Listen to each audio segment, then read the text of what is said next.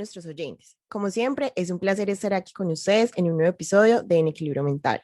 Como es costumbre, estaremos tratando temas muy interesantes desde el área de la psicología. En este nuevo capítulo hablaremos de los trastornos de las representaciones.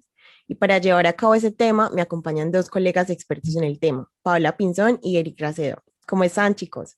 Hola Laura, muy bien. ¿Y tú cómo te encuentras? Bien, muchas gracias por aquí. Pau, ¿cómo Bien. estás tú?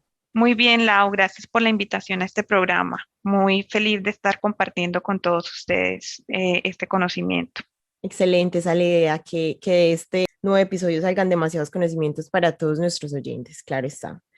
Entonces, para comenzar, poner un poco en contexto pues a todas las personas que nos están escuchando, quisiera comenzar para dar una pequeña introducción sobre el concepto de representaciones y pseudoalucinaciones, que si bien son conceptos que se relacionan en sus características, son entidades totalmente independientes. Entonces, así, por un lado tenemos las representaciones, que son imágenes surgidas de forma íntima por la conciencia y que se reconocen como un producto de sí misma. Estas carecen de vivacidad y nitidez y dependen totalmente de la actividad psíquica del momento. A comparación de estas, las pseudoalucinaciones son una representación, pero no tienen la base en la percepción real externa, sino en una percepción imaginaria. Entonces son subjetivas e internas y eso es lo que las diferencia y las hace exclusivas de las representaciones o percepciones. Entonces, dentro de las pseudoalucinaciones podemos encontrar diferentes tipos, como son las verbales, están las motoras, están las visuales, pero voy a dejarlas entonces con Paola, que es la experta en el tema, para que nos explique un poco más acerca de estas. Bueno, sí, como Lau indicaba, pues las pseudoalucinaciones, pues hay diferentes tipos. Entre ellas encontramos las verbales, que son las que pues se manifiestan como su palabra lo dice, con contenido verbal. El sujeto empieza a escuchar como en sus pensamientos dentro de sí como tal voces interiores. Entonces, pues estas voces por lo general vienen de ese mismo sujeto que es, o sea, solamente él las escucha, solamente él las experimenta, dice que son de terceras personas, pero como tal él las escucha en sus pensamientos, pero es algo que el sujeto de manera individual lo vive de manera muy, pero muy real, tal punto que es como si una persona externa estuviera con el sujeto, pero es algo propio de su pensamiento, o sea, es una voz que él escucha en su pensamiento. Por lo general, pues está en el grupo de los trastornos formales del pensamiento, cuando estos dichos trastornos se hacen evidentes como tal para la persona que lo está analizando y se encuentra también trastornos como tal en la forma del pensamiento. Tenemos también como tal las pseudoalucinaciones visuales, Lau, que son las que se manifiestan en el paciente como ya un contenido visual. Entonces son aquellos pacientes que empiezan a ver imágenes, letras, símbolos, que hacen parte de su imaginación, pero que ellos las pueden ver. Bueno, tenemos a Bernard, que es un escritor que caracteriza como tal estas pseudoalucinaciones y él puntualiza como tal que este tipo de pseudoalucinaciones tienen un valor como tal semiológico importante. Él especifica que aquí es donde se dan los delirios crónicos, especialmente la psicosis alucinatoria crónica sistematizada, pero también puede encontrarse como mayormente en la psicosis como tales como las visuales. Y normalmente, Pau, cuando un sujeto tiene ese tipo de pseudoalucinaciones, ¿cómo se comporta? Bueno, ¿qué pasa? El sujeto se coloca en una actitud pues como relajada, pasiva, y lo que hace facilitar las pseudoalucinaciones, como ese tipo de sujetos que vemos que están relajados, que están pasivos, que están tranquilos, pero porque para ellos es algo muy real, o sea, es como si fuera algo de su mismo ambiente, aunque obviamente se pueden mostrar alterados cuando este tipo de pseudoalucinación pues los lleva a ocasionar terror, miedo, angustia, pues obviamente pues se muestran alterados, pero por lo general están relajados porque lo ven como algo natural. Es ese paciente que tú ves en consulta y te dice, ay, sí, mira, acá está tal persona y tú no la ves, pero él la ve tan normal en su vida que es donde tú dices, bueno, ahí está una pseudoalucinación visual. Ok, entiendo. Tenemos también las pseudoalucinaciones verbomotoras. Es como tal, el paciente experimenta que terceras personas le están hablando. ¿Cierto? A través de él. Entonces hablan, o sea, que como si personas externas usaran el pensamiento como tal del paciente, sus labios, su lengua, o sea, todo lo que es él, pero es como si fuera una herramienta por la que hablan personas externas. Y pues hay diferentes grados, ¿cierto? Tal que el paciente tiene como tal la sensación de los movimientos articulatorios del lenguaje, o sea, él siente que habla otra persona en él, los movimientos de sus labios y de su lengua, y también que el paciente habla pues a pesar de sí mismo, o sea, es algo que él no puede como tal controlar. Y ya bueno, por último lado tenemos, como tú lo recordabas, las pseudoalucinaciones del recuerdo, pues estas como tal ya se manifiestan con recuerdos muy reales o experiencias vividas que el paciente ha tenido en el pasado. Realmente él no recuerda nada, pero lo evoca. Eso que está en su recuerdo lo evoca en su presente, eso que vivió en el pasado. Y pues bueno, hay que mirar que acá hay una diferencia entre pseudoalucinación, hay una diferencia entre la ocurrencia delirante. ¿Qué diferencia hay? Pues que esta ocurrencia delirante se le da un significado normal, o sea, ya que el paciente como tal comparte lo que se presentó en su mente como si realmente hubiese existido,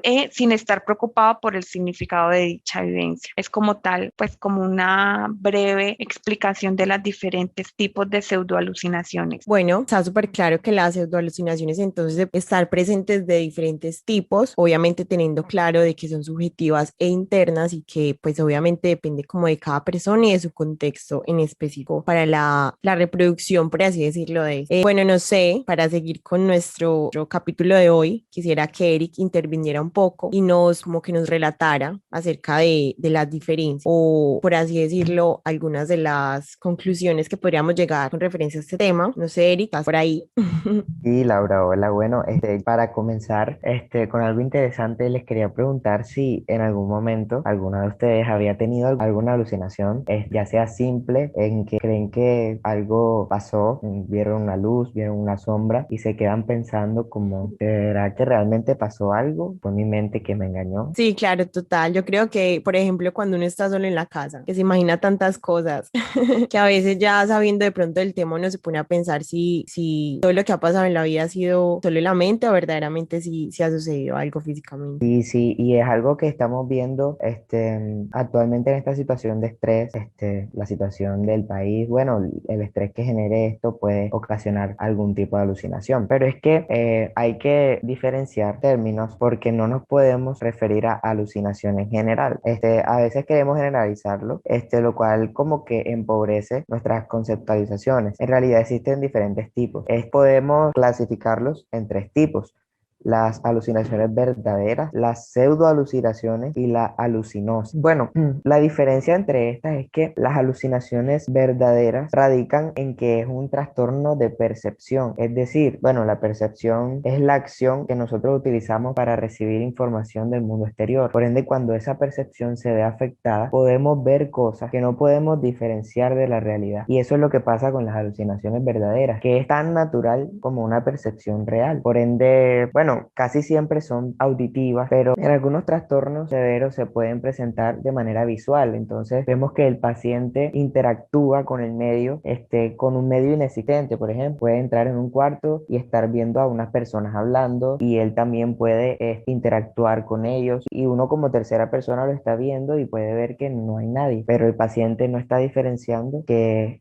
es la realidad y que no en ese momento, ¿sí? Pero en la alucinosis pasa algo muy interesante, y es que es muy parecida a la alucinación verdadera, pero la diferencia radica en que el paciente sabe y reconoce que lo que está viendo no es un estímulo real, porque es diferente a los estímulos reales. Un ejemplo de esto, bueno, y esto no, ya no es referido a trastornos, sino que nos puede pasar a cualquier persona que ingiera alguna sustancia psicoactiva, alcohol, algún tipo de droga. Entonces podemos ver que la percepción de estímulos es diferente, pero la podemos diferenciar de qué es lo real y qué no es lo real. Y bueno, las pseudoalucinaciones tienen algo muy específico que son más internas. Hablando de pseudoalucinaciones auditivas, el paciente sabe que las voces provienen de su cabeza, y a pesar de que sean insultos, él sabe y está consciente de que no provienen del medio externo, lo que lo permite diferenciar y no preguntarse cosas como me están hablando de otros lugares. Lo malo de esto es que en las pseudoalucinaciones el paciente suele normalizarlo, o sea, él suele